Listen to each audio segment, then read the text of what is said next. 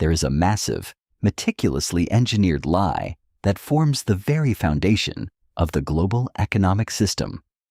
It is a lie that has been repeated so many times by your parents, your teachers, and your financial advisors that it has become an unquestionable religion in the minds of the working class. From the moment you received your very first paycheck, you were told that the responsible adult thing to do is to march down to the physical bank, deposit your money into a standard savings account, lock it away, and let it sit there. You were told that this is how you build a safety net. You were told that this is the absolute pinnacle of financial prudence. Society applauds you for your discipline. But when we look at this transaction through the cold, emotionless, and mathematically rigorous lens of a capital allocator, we see a terrifying reality. Hoarding cash is not a safety net. It is financial suicide. Cash is a bad investment, but it's a good thing to have only as an emergency reserve. However, Buffett has pointed out that cash is a terrible investment all by itself. But cash is a terrible investment. It does not earn a return. It is a mathematical certainty that if you leave your money sitting in a traditional bank account, you are slowly, silently bleeding to death. Savings accounts and CDs pay next to nothing in interest, and you'll actually lose purchasing power over time, thanks to inflation. In this video, I am going to completely dismantle your scarcity mindset. We are going to look at the invisible forces that the financial elite use to extract wealth from the uneducated masses every single day. We will examine the silent killer called inflation, the psychological trap known as the institutional imperative, and the deadly illusion of cheap bargains. Most importantly, I will give you the precise intellectual framework required to stop being a passive victim of the banking system and start operating like an apex predator of capital. If you are ready to stop trading your finite, irreplaceable life for a currency that is actively melting in your hands, pay very close attention. Let us begin with the first and most destructive force in your financial life. I call it the mathematics of melting ice, or the inflation tax. People generally do not understand what inflation actually is. They think it simply means that the price of milk or the price of gasoline goes up a few cents at the grocery store. They view it as a mild, temporary annoyance. But inflation is not an accident. It is an entirely deliberate transfer of wealth from the uneducated saver directly to the debtor class. Psychologists called this the money illusion. If we receive 2% raise in salary in a year, when inflation runs at 4%, we will most certainly feel better than if we take a 2% pay cut during a year when inflation is 0. Yet both changes in the two scenarios leaves us in a virtually identical position. Which is 2% worse after inflation? This is exactly how the system tricks your biological hardware. Your brain sees the number in your bank account staying the same or going up slightly, and you feel safe. You feel secure. But the actual purchasing power of that number is collapsing beneath your feet. $1 10 years ago is worth more as compared to $1 today. This means that cash is a terrible investment. Let me give you a brutal, real-world example of how ruthless this math truly is. Consider a widow who places her entire life savings into a traditional bank account, desperate for absolute safety. The arithmetic makes it plain that inflation is a far more devastating tax than anything that has been enacted by our legislature. It makes no difference to a widow with her saving in a 5% passbook account whether she pays 100% income tax on her interest income during a period of 0 inflation or pays no income taxes during years of 5% inflation. Either way, she is taxed in a manner that leaves her no real income whatsoever. Any money she spends comes right out of capital. The inflation tax has a fantastic ability to simply consume capital. While the widow sleeps, the government and the central banks are quietly siphoning away her life energy without ever having to pass a formal tax law. Conversely, a mild amount of inflation allows companies to pass increased cost of raw goods to consumers. If you own the physical businesses, the real estate, and the productive equities, your wealth scales automatically to protect you. If you own the paper currency, you are the one paying for the party. Now we must enter the second lesson. If holding cash is so mathematically destructive, why do incredibly smart people, doctors, lawyers, engineers, and corporate executives, continue to make disastrous financial decisions? Why do they keep sprinting on the hamster wheel? They are victims of a deeply ingrained psychological flaw that I call the gravity of the herd, or the institutional imperative. When I was young, I thought then that decent, intelligent, and experienced managers would automatically make rational business decisions. But I learned over time that isn't so. Instead, rationality frequently wilts when the institutional imperative comes into play. This is the unseen force that drives humanity into the abyss.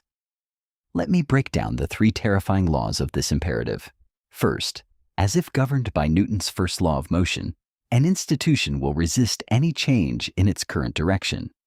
Second, just as work expands to fill available time, corporate projects or acquisitions will materialize to soak up available funds.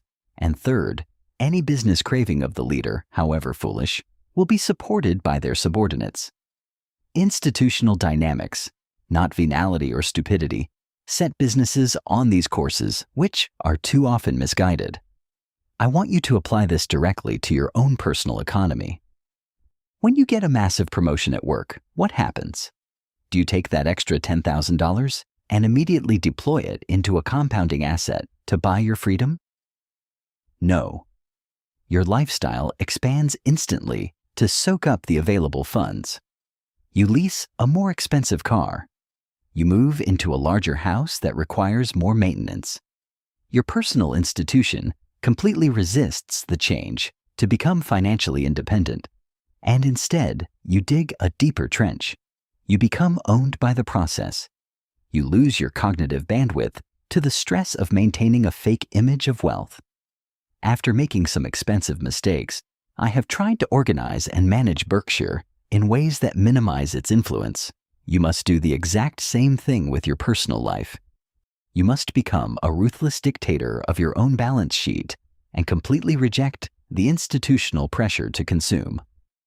This brings us to the third lesson, which I call the danger of cheap garbage, or the sucker's bargain.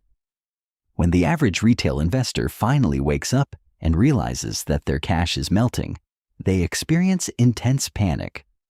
They realize they are falling behind, so they desperately try to catch up by taking massive risks. Their scarcity mindset takes over, and they look for the absolute cheapest, most beaten-down stocks on the market. They buy obscure penny stocks. They invest in failing retail chains. They try to find bargains in the gutter. But here is the unbending truth of capitalism. Cheap garbage is still garbage. It is far better to buy a wonderful business at a fair price than a fair business at a wonderful price. My partner Charlie Munger and I spent our early years buying what we called cigar butts, terrible businesses that were trading so cheaply that you could pick them up, take one free puff of profit, and throw them away. But we quickly realized that this strategy is mathematically exhausting.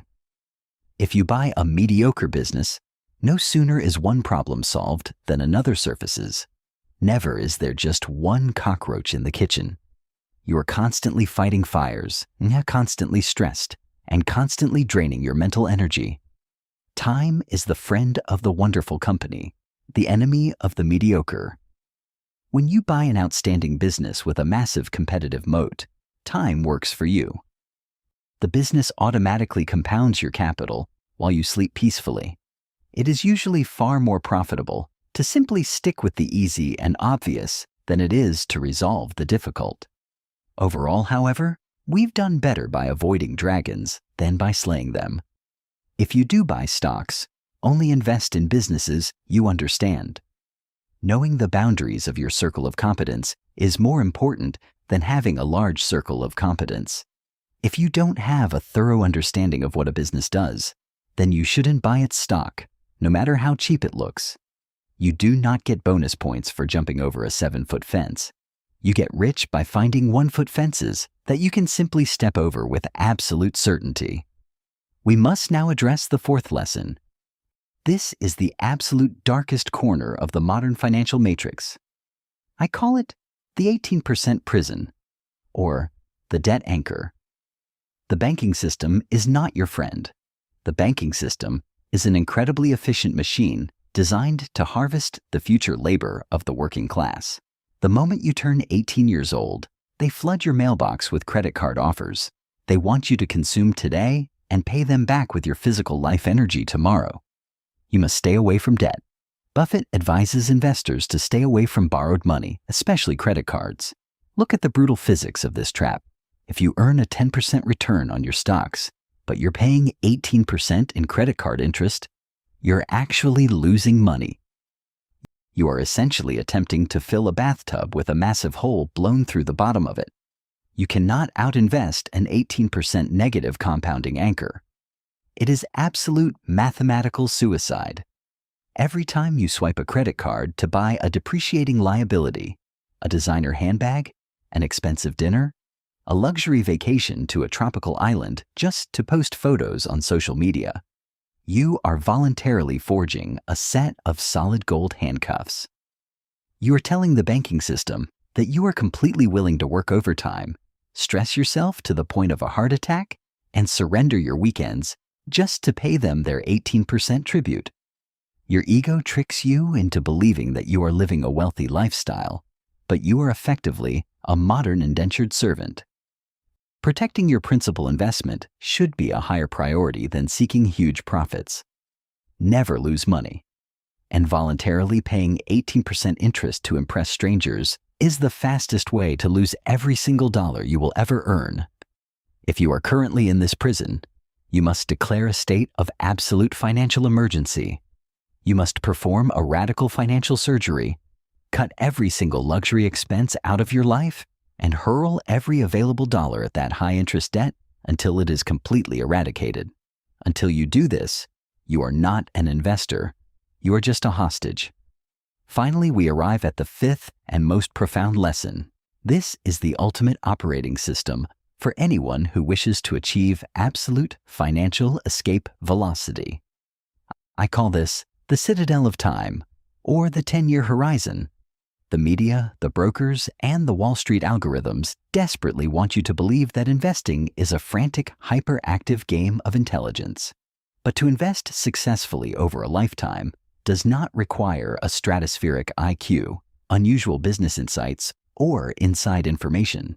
We only need a sound intellectual framework for making decisions and the ability to keep emotions from corroding that framework. The single greatest advantage you have against the multi-billion-dollar hedge funds is not your processing speed. It is your patience. The length of time your money is invested for is the most significant driver of the end result. You must completely detach yourself from the dopamine hits of the daily news cycle. Only buy something that you'd be perfectly happy to hold if the market shut down for 10 years. Think about the profound psychological peace that statement provides. If they turn off the stock market tomorrow and you cannot check the price of your assets for a full decade, would you still sleep soundly? If the answer is no, you're gambling, not investing. If you aren't willing to own a stock for 10 years, don't even think about owning it for 10 minutes. When we own portions of outstanding businesses with outstanding managements, our favorite holding period is forever. When people ask how to manage extreme market volatility, the answer is not to panic sell and hoard cash, because if inflation eats cash and investing is the only option, how do you manage market volatility? The answer is that time in the market beats timing the market. You do not try to outsmart the daily fluctuations. You buy excellent businesses and you sit completely still. As the saying goes, the best time to plant a tree was 20 years ago.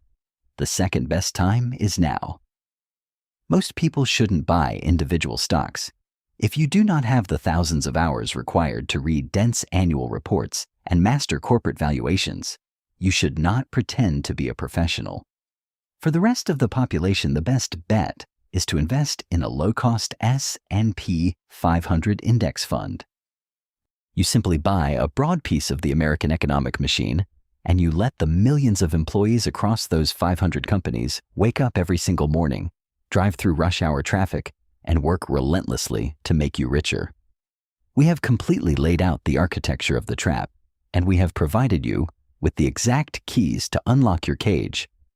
We have discussed the invisible theft of the inflation tax, the biological programming of the institutional imperative, the lethal allure of cheap garbage, the absolute misery of the 18% prison, and the unmatched power of the Citadel of time. Society wants you to stay on the treadmill.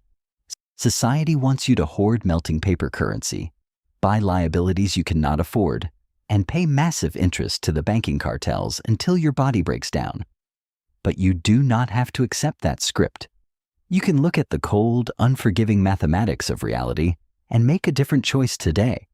You can stop swinging at the bad pitches. You can destroy your ego, embrace absolute emotional detachment, and transition from a highly taxed laborer into an apex capital allocator. The compounding machine is waiting for you to build it. Do not wait for the perfect moment. Take whatever capital you have, step over the 1-foot fences, and begin planting your trees in silence. The market is open. Now go win your first round of the game.